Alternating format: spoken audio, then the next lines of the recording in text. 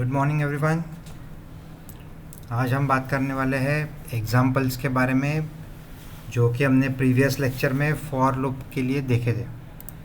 अभी हम कुछ रियल लाइफ एग्जाम्पल्स को देखेंगे। सबसे पहला अपन सिंपल कोड ट्राई करते हैं टर्बो C++ में। Simple code to demonstrate for loop. बहुत ही सिंपल क्वेश्चंस हम लेंगे। सबसे पहले फाइल को सेव कर लेते हैं। सिंपल फॉर स्ट्रक्चर हमेशा याद रखिए कि हेडर फाइल्स को सबसे पहले इंक्लूड कर लेना है। conio.h एंड stdio.h, ये दो हेडर फाइल्स आपको हमेशा लगेगी जब आप टर्बो कंपाइलर यूज़ करोगे। void main, बहुत लोगों को आदत होती है मेन के बाद सेमीकोलन देने की, तो वो ना दे। और कोड इंडेंटेशन प्रॉपर रखें, बिकॉज जब आप लूप्स लिखते हो तब indentation is very very important. सबसे पहले मैं एक वेरिएबल ले लेता हूँ आई करके, जो हमको प्रिंट करना है। देन CLR फंक्शन को लिख देता हूँ जिससे हम स्क्रीन को क्लियर कर देंगे। फिर मैं लिखता हूँ printf स्टेटमेंट। चलो हम कुछ यूज़र से नहीं लेंगे, हम सिर्फ फॉर लूप को लिखेंगे। i इक्वल्स टू मुझे 1 से स्टार्ट करना है। i less than equals to suppose 1 to 10 आपको प्रिंट करना है, और i प्लस प्लस करना है। मैंने टैब की दे दिया है प्रॉपर इंडेंटेशन के लिए। नाउ अभी मैं लिखूँगा printf। अभी हमको सपोज स्टार प्रिंट करना है, तो आपको कोई आवश्यकता नहीं है कोई वेरिएबल लिखने की। यहाँ पर आप सिंपली ऐसा कुछ स्टार प्रिंट कर सकते हो। अगर आपको वर्टिकल डायरेक्शन में प्रिंट करना है तो \n दे दीजिए, और हॉरिजॉन्टल साइड में करना है तो /t दे दीजिए। तो इस प्रकार ये 10 स्टार प्रिंट करेगा। ये हो गया फॉर लूप ख़त्म।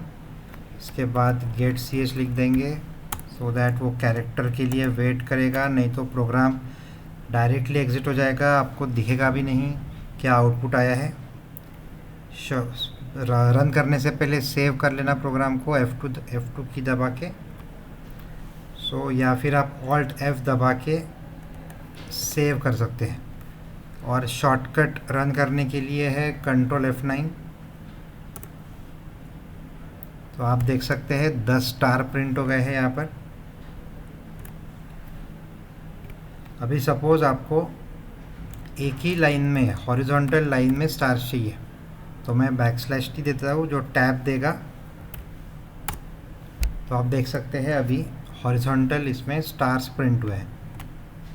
तो ये था एकदम सिंपल प्रोग्राम। अभी आपको सपोज़ 1 2 3 4 अप टू 10 ऐसा प्रिंट करना है, तो यहाँ पर आपको %d लिखना पड़ेगा, बिकॉज आपको i को प्रिंट करना है। और कॉमा देके वेरिएबल का नाम लिख दीजिए।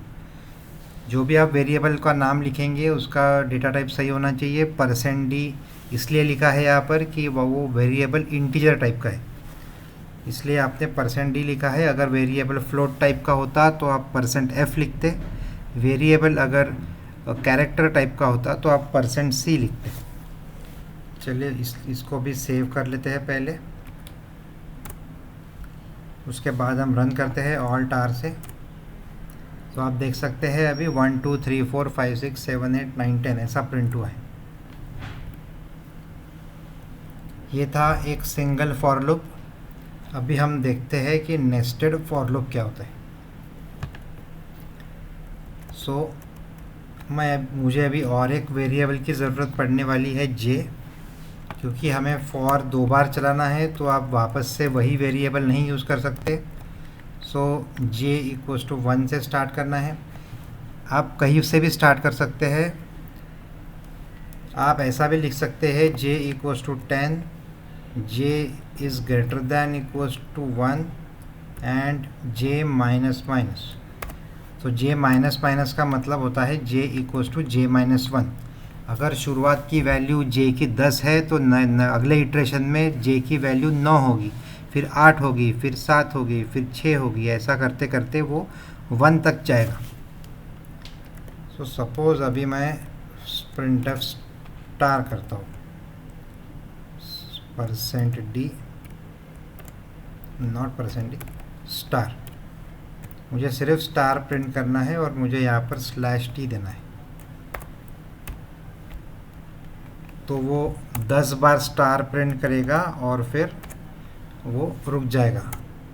अभी मुझे ये लाइन के लिए नया लाइन पे स्टार प्रिंट करना है /n। अगर ये नहीं लिखते हो आप तो ये क्या करेगा, ये एक ही लाइन में 100 स्टार प्रिंट कर देगा, बट आपको 10-10 स्टार्स हर एक लाइन पे प्रिंट करना है। तो इसलिए मैंने एक फॉर लूप ख़त्म होने के बाद printf \n लिखा है, यानी 10 स्टार प्रिंट हो जाने के बाद नए लाइन पे आएगा प्रोग्राम, और जब i = 2 होगा तब दूसरे लाइन में स्टार्स प्रिंट होंगे। रन करने से पहले हमेशा सेव कर लेना चाहिए। कभी कभी i++ i-, या j++, j-, या कंडीशन हमेशा सेटिस्फाई अगर होती है तो वो केस में वो इनडेफिनेट लूप में चलता है, इनफाइनाइट लूप में चलता है, यानी आपका प्रोग्राम कभी भी रन नहीं होगा, कभी भी बंद नहीं होगा। सो इस केस में क्या करना पड़ेगा, आपको सिंपली कंपाइलर को बंद कर देना है, उसके बाद वापस से प्रोग्राम चालू करना है। और अगर आपने सेव नहीं किया होगा तो आपको वापस से पूरा प्रोग्राम लिखना पड़ेगा। इसलिए रन करने से पहले हमेशा प्रोग्राम को सेव कर लेना है, उसके बाद ही रन करना है। तो आप देख सकते हैं यहाँ पर 10 स्टार प्रिंट हो गए हैं स्क्रीन के ऊपर। अभी सपोज़ मैं j की वैल्यू यहाँ पर प्रिंट करना है आपको, अगर सो j मैं लिखता हूँ कुछ, और यहाँ पे मैं j का वेरिएबल का नाम लिख देता हूँ। सो आपको पता चलेगा ये लूप कैसे चल रहा है। और अभी मैं यहाँ पर i को भी प्रिंट कर देता हूँ। चलो पहले अपन सिर्फ j देखते हैं कैसा दिखता है। तो आप देख सकते हो j 10, 9, 8, 7, 6, 5, 4, 2, 1 ऐसा चला। वापस से i = 2 हुआ, वापस से वैसा ही चला, तो ऐसे 10 बार चला। अभी मैं i की भी वैल्यू यहाँ पर प्रिंट कर देता हूँ। सो i = %d और i। सो ये कैसा होगा एक बार देख लेते। सो i की भी वैल्यू आपको दिख रही है। पहले j का प्रिंट हुआ, फिर i = 1 डिस्प्ले किया उसने, फिर सेकंड रो चला, आज i = 2 डिस्प्ले किया, और ऐसा ये लूप चला। तो ये होता है 2 डायरेक्शनल या नेस्टेड फॉर लूप आप जिसको बोलते हो, जो आपको 2 डायरेक्शनल प्रिंटिंग में यूज़ करना पड़ता है। सो इसी प्रकार आप you can vary the various programmes.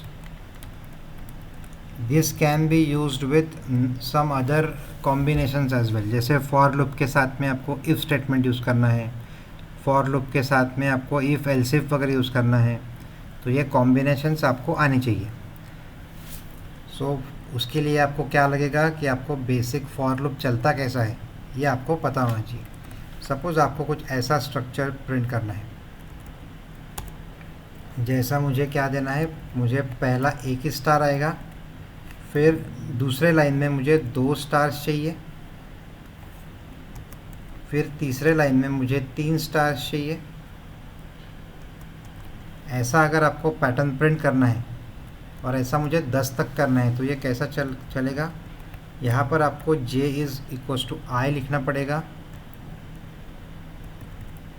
j <= i, sorry not here, j = 1 से स्टार्ट होगा वो, यानी आपने i वाला लूप जो है वो रो के लिए लिखा हुआ है, 10 रोज पे प्रिंट करना है मुझे, और j का आपने स्टार्स प्रिंट करने के लिए लिखा है। तो इसी प्रकार आपको ये यहाँ पर स्टार्स लिखना है, बिकॉज आपको कोई वैल्यू प्रिंट नहीं करना है इसमें। सो इसीलिए मैंने सिर्फ स्टार लिख दिया है यहाँ पर, और मैंने एक स्पेस दे दिया है। तो ऐसा हमेशा स्टार के बाद स्पेस प्रिंट होगी और उसके बाद न्यू लाइन पे जाएगा। देखते हैं ये कैसा दिखता है। देखो यहाँ पर ऐसा पैटर्न प्रिंट हो गया है ट्रायंगल का।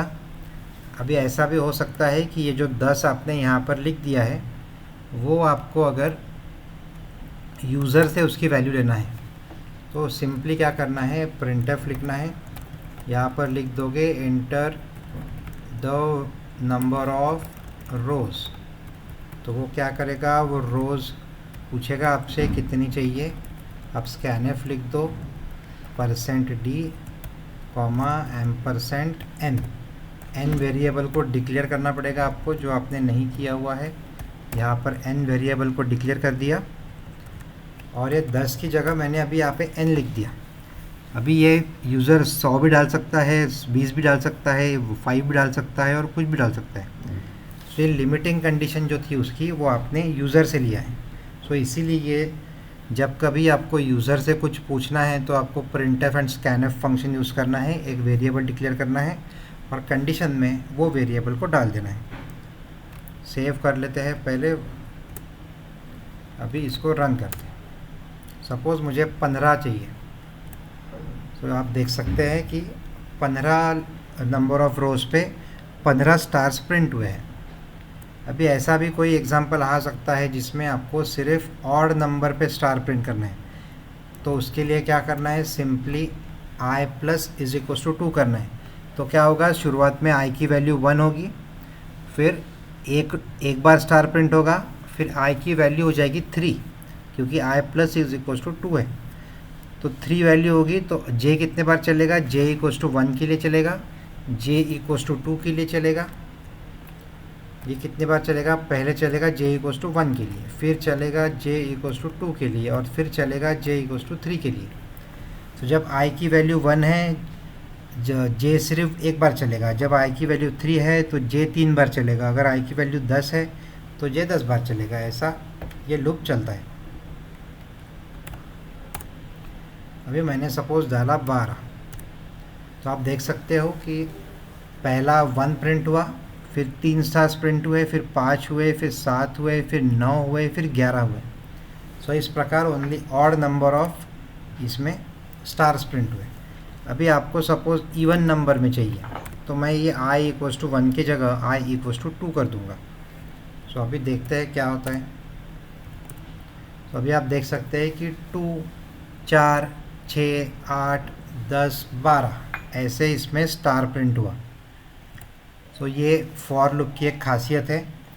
अभी ऐसे बहुत सारे क्वेश्चंस आप बना सकते हो फॉर लूप को लेके, जिसकी लिस्ट मैं डिस्क्रिप्शन में डाल दूंगा।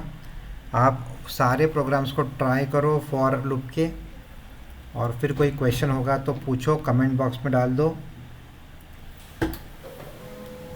राइट, सो आई होप आपको ये फॉर लूप समझ में आया है। Have a good day and enjoy. अगर आपको वीडियोस पसंद आते हैं तो शेयर, लाइक और सब्सक्राइब ज़रूर कीजिए।